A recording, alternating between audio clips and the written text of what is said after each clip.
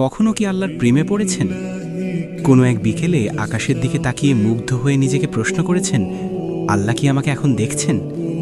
কোনো এক গভীর রাতে সবার ঘুমিয়ে থাকার মুহূর্তে হঠাৎ ঘুম ভেঙে গিয়ে সেজদায় মুখ রেখে ডেকে উঠেছেন, আল্লাহ আপনি আছেন তো? কখনো কি কান্না ভেজা কণ্ঠে বলেছেন, আল্লাহ দয়া করে আমাকে ছেড়ে দেবেন না, পৃথিবীর সবাই ছেড়ে দিলেও আপনি যেন না ছাড়েন।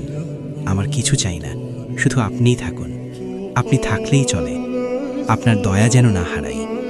আপনি ছাড়া আমার আর কেউ নেই, আর কাউকে দরকারও নেই।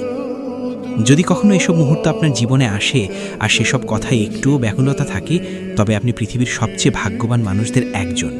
কারণ মোনাজাত মানেই শুধু চাইতে হবে এমন নয়, কখনো কখনো আল্লাহকে শুধু ভালোবেসে ডাকতে হয়।